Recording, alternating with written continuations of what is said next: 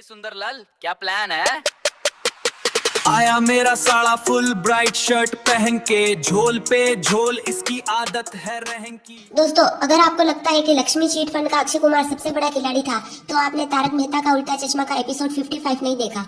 ये वो वक्त था जब सुंदरलाल ने पहली बार गोकुलधाम में कदम रखा और आते ही सबको पोपट बना दिया। सुंदर ने ऐसी स्कीम लाई कि 21 दिनों में पैसा डबल।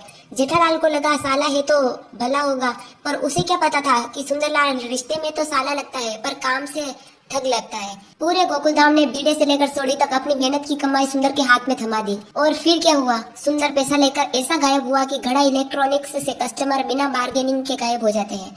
जेठालाल बेचारा अहमदाबाद तक धक्के खाने गया, पर सुंदरलाल तो अंतर्यामी निकला, वो तो अंडरग्राउंड हो गया। भाई, इस बंदे ने जेठालाल की इज्जत का कचरा कर दिया।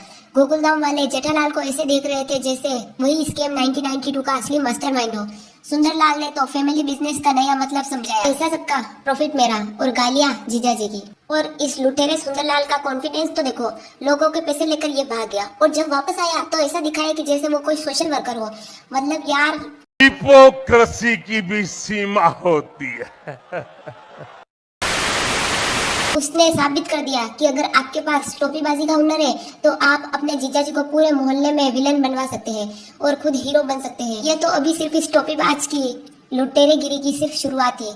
आगे आगे देखो इसने क्या क्या कारनामे किए हैं। मतलब ये मेरे को तारक मेहता का उल्टा चश्मा का सबसे इरिटेटिंग बंदा लगता है। बेचारा जेठालाल, उसके लिए सुंदर साला कम और पैनिक अटैक ज्यादा है और उसने तो उसका नाम भी पनौती से सेव किया है।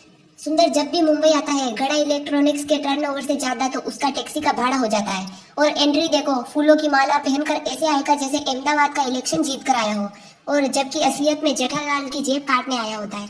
भाई, एपिसोड 1005 हो या 2339, टैक्सी का बिल हमेशा 8,000 से 20,000 के बीच होता है। इतने में तो बंदा फ्लाइट से बिजनेस क्लास में आ जाए, पर नहीं, सुंदर को रोड ट्रिप करनी है, वो भी जेठालाल के खून पसीने की कमाई से।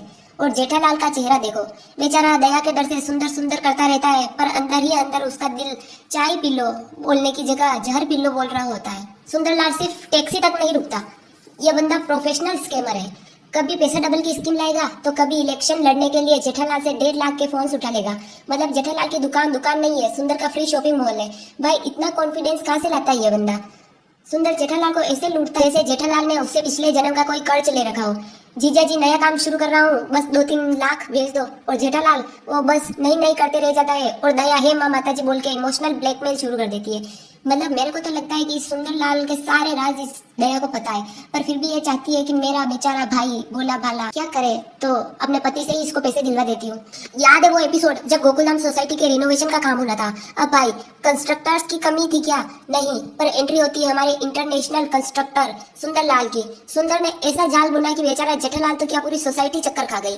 बंदा काम अहमदाबाद से कंट्रोल कर रहा है, पर बिल मुंबई के घड़ा इलेक्ट्रॉनिक्स के एड्रेस पर जाता है। और जेठालाल वो तो बस सुंदर की हाँ में हाँ मिलाने वाला मशीन बन गया है। लेकिन असली ट्विस्ट तो जब आता है जब सुंदर ने दया के गहने ही गिरवी रख दिए।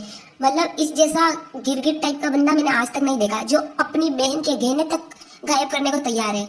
ये इतना जिगरा कहाँ से लाता है? अपनी बहन के गहने अपने ही जीजा जी के पास बिना बताए गिरवी रख दिए। ये तो वही बात हो गई, मेरा ही घर है और मैं ही चोर हूँ। जेठालाल को लगा कि उसने किसी गरीब की मदद की है गहने रखकर, पर जब पर्दा उठा तो पता चला कि गहने तो उसकी अपनी पत्नी के है। मतलब सुंदरलाल ने जेठालाल के पैसों से जेठालाल के ही गहने छुड़वाए और बीच में अपना कमीशन भी निकाल लिया। और दोस्तों, सुंदरलाल ने टैक्सी और रिनोवेशन से पेट नहीं भरा, तो उसने सोचा देश बदलेगा। तो एपिसोड 1397 याद है, जब सुंदर को चढ़ गया नेता बनने का भूत। पर इलेक्शन लड़ने के लिए क्या चाहिए? हिम्मत नहीं, पॉलिसी बिल्कुल नहीं। सुंदर को चाहिए था सिर्फ जेठालाल का पैसा। सुंदर जेठालाल की दुकान पे ऐसे आता है जैसे वहाँ लंगर चल रहा हो। उसने 1-2 नहीं पूरे 1.5 लाख के मोबाइल फोन उठा लिए। किस लिए? ताकि वो अहमदाबाद के लोगों को रिश्वत, अरे नहीं, मेरा मतलब है गिफ्ट दे सके। जेठालाल का चेहरा देखने लायक था। बेचारा समझ ही नहीं पा रहा था कि वो घड़ा इलेक्ट्रॉनिक्स का मालिक है या सुंदरलाल का इलेक्शन स्पॉन्सर। बात सिर्फ फोन तक खत्म नहीं हुई। सुंदर ने 25,000 कैश की मांग कर दी सिक्योरिटी डिपॉजिट भरने के लिए। जेठालाल ने सोचा चलो एक बार पैसे दे दिए तो सुंदर एमएलए बन जाएगा और फिर मेरा पीछे छोड़ देगा। पर भाई, सुंदरलाल वो ईएमआई है जो कभी भी खत्म नहीं होती। सुंदर ने जेठा को ऐसी टोपी पहनाई कि जेठालाल को लगा वो किंग मेकर बन रहा है, पर असलियत में वो सिर्फ एक पैसा देने वाला एटीएम बन के रह गया। सुंदर का स्लोगन होना चाहिए था, जीत मेरी खरच जीजा जी का। भाई, इलेक्शन तो सुंदरलाल हार गया, पर जेठालाल की जेब जीतने में उसने कोई कसर नहीं छोड़ी। इतने फोन्स तो किसी कंपनी ने लॉन्च नहीं किए होंगे जितने सुंदर ने दोस्ती में बांट दिए। सुंदरलाल ने साबित कर दिया कि अगर आपके पास जेठालाल जैसा जीजा हो तो आप अमेरिका का प्रेसिडेंट का इलेक्शन भी बिना 1 रुपया खर्च किए लड़ सकते हैं। मुझे लगता है कि अगर जेठालाल दया को डिवोर्स भी दे दे तो वैसे दया तो आ नहीं रही है, इससे अच्छा तो वो दूसरी शादी कर ले, कम से कम उसको सुंदरलाल से तो छुटकारा मिलेगा, वो दुनिया का जो नंबर 1 स्कैमर है उससे। दोस्तों ये वीडियो हम सिर्फ मस्ती मजाक के लिए बनाते हैं और इस वीडियो को पूरी तरह फनी वे में ले, क्योंकि ये सीरियल तारक मेहता का उल्टा चश्मा हम सबका फेवरेट था, क्योंकि अब नए वाले एपिसोड में तो क्या ही तारीफ करूं उनकी, लेकिन फिर भी हमारा अभी भी दिल है तारक मेहता का उल्टा चश्मा के पास। तो ये इस वीडियो को सिर्फ फनी वे में ले और thank you for watching. Subscribe करना मत भूलना।